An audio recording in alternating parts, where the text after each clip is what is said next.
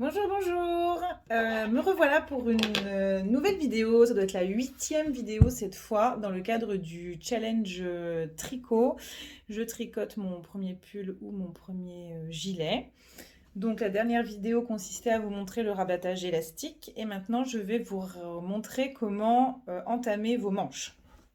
Donc vous avez mis vos manches soit sur un arrête-maille comme moi, soit vous avez mis un fil. Donc pour le coup vous avez plus de place pour l'essayer. On m'a demandé si ce trou était normal. Ce trou est tout à fait normal. Donc, par principe, vous reprenez vos aiguilles normales cette fois. Donc, moi, c'est les 6 parce que j'avais dû descendre une taille d'aiguille. Mais là, par exemple, dans le gilet, c'est les 7 normalement. Donc, vous reprenez les bonnes aiguilles, donc les aiguilles les plus grosses.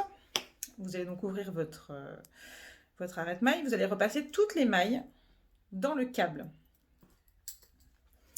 Ensuite, ici, on avait rajouté 4 ou 5 mailles en fonction de la taille.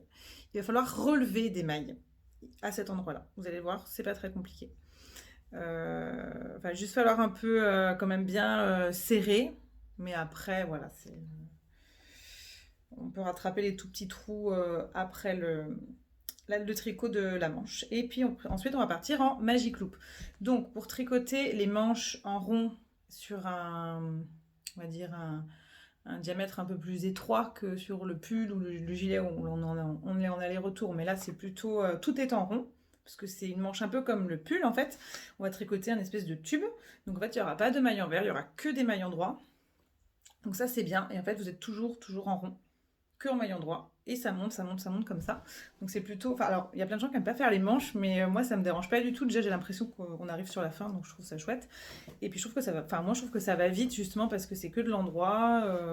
Voilà. Par contre, comme c'est un diamètre qui est plus petit qu'une largeur de buste, l'idée, c'est d'avoir un câble assez grand. Donc, par exemple, c'est pour ça que je vous avais dit que dans tous les cas, de prendre un câble 80, voilà, ou 100 si vous avez des aiguilles fixes, parce que pour le Magic Loop, c'est quand même bien d'avoir un grand câble. Voilà, si vous avez des aiguilles circulaires, comment dire, qui se clipsent, quoi, enfin voilà, interchangeables, vous prenez un câble grand. Et je vais vous montrer ce qu'on appelle le Magic Loop. Donc, parce que pour tricoter des manches, vous avez plusieurs choses possibles. Vous pouvez tricoter les manches avec des doubles pointes. C'est elle ce qu'elle a préconisé dans son patron, puisque moi j'ai l'impression, comme je suis beaucoup de danoises, qu'elle tricote toutes les manches avec des doubles pointes. Bon, pour débuter, c'est vraiment pas l'idéal parce qu'il faut racheter les doubles pointes dans la taille dont on a besoin, alors que là, vous n'avez rien besoin de racheter puisqu'on va reprendre les mêmes aiguilles que celles du départ. Sinon, il y a aussi des mini aiguilles de 23 cm, donc c'est plus difficile à manier. Il y en a qui aiment bien, il y en a qui n'aiment pas. C'est un choix personnel.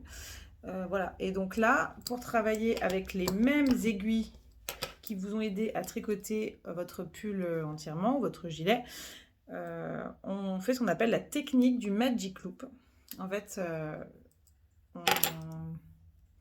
on va tirer sur le câble. C'est un petit peu ce qu'on a fait au début pour l'encolure ou pour le col. Celle qu'on fait le pull, c'est le même principe en fait que pour le col. Mais ce sera plus facile, vous verrez, parce qu'il n'y a pas de côte. C'est vraiment que des mailles endroits. On va tirer sur le câble à un certain endroit pour pouvoir bien tricoter. Et voilà, vous allez voir, il y a une petite technique, mais c'est vraiment pas compliqué. Et donc, pour débuter, j'ouvre mon arrête-maille et je vais passer toutes mes mailles comme ça sur mon aiguille. Certaines m'ont demandé comment on changeait justement de câble ou d'aiguille en cours de route. Si vous avez deux tailles différentes, bah voilà, en fait, vous passez comme ça. Hop, et vous allez tout mettre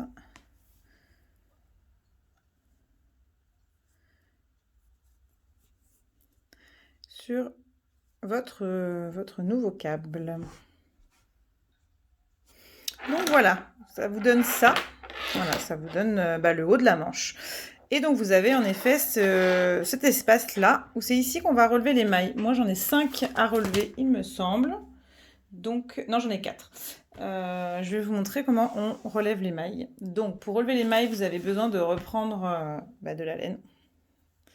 Donc, vous êtes toujours sur vos mêmes 2 pelotes pour le cardigan et une pelote normalement pour le gilet.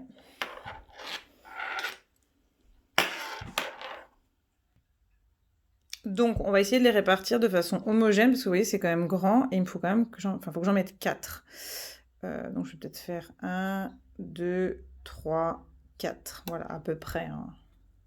Donc, moi, je vais passer mon aiguille comme ça dans un trou, dans la laine. Ensuite, je prends mon fil. Je laisse un petit peu comme ça, et je vais faire une petite boucle, enfin une boucle. Voilà, comme ça. Je vais la passer dans mon aiguille et je vais la refaire sortir par en dessous.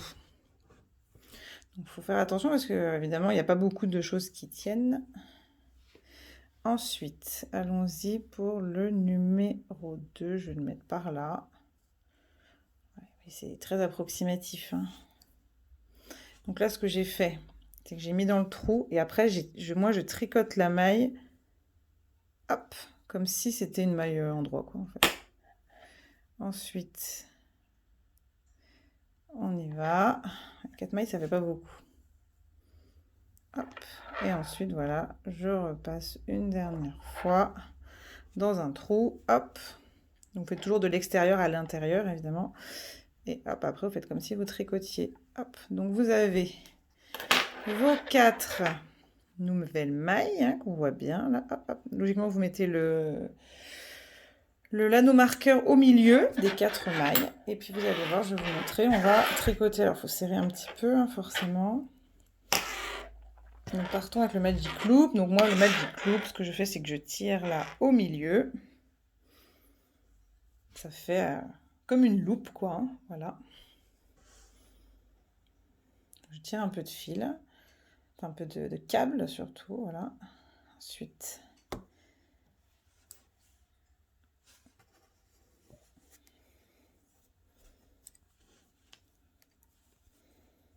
Voilà, et ensuite je vais tricoter mes mailles tout à l'endroit.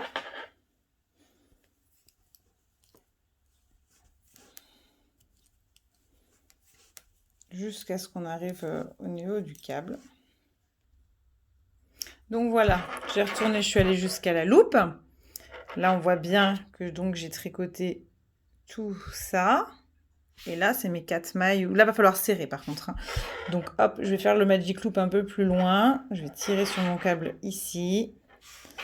Et je vais vous montrer, moi je tire souvent sur le fil aussi qui nous a aidé à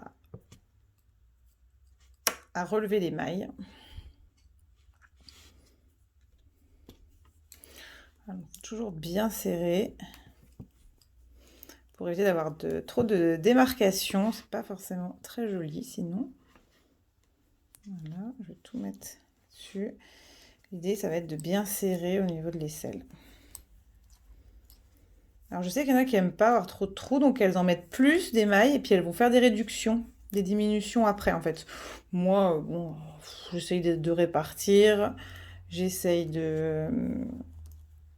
voilà, de bien serrer et après, en repassant, enfin, avec le bout de fil qu'on veut rentrer, on arrive à refermer les trous et c'est franchement...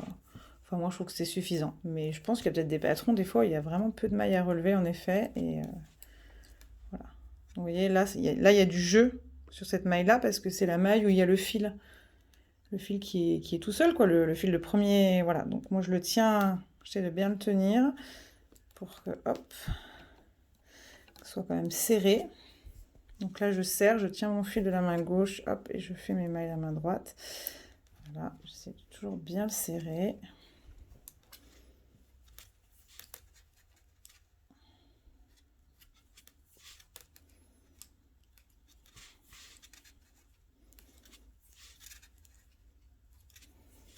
Je vais vous montrer un petit peu ce que ça peut donner. On voit plus quand il y a plusieurs rangs, mais... Voilà.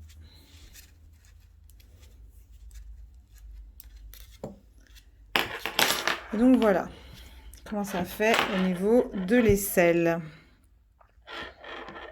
Donc forcément, vous allez devoir bien retirer sur le rang d'après. Et vous voyez, là, vous aurez... Voilà, moi j'ai l'espace là sur ces 2 petits trous-là. Mais ce fil-là, après...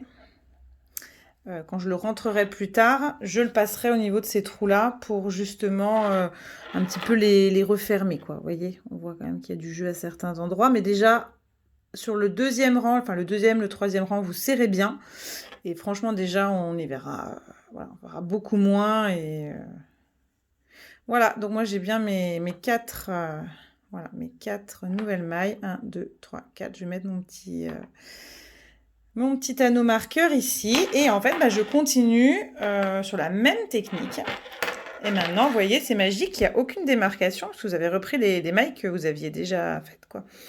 Et en fait, bah, maintenant, vous faites tout le tour en tube. En plus, il me semble qu'il n'y a aucune diminution ni augmentation. Il est vraiment très simple, ce patron, à ce niveau-là. Parce que souvent, sur les manches, il y a des augmentations, des diminutions.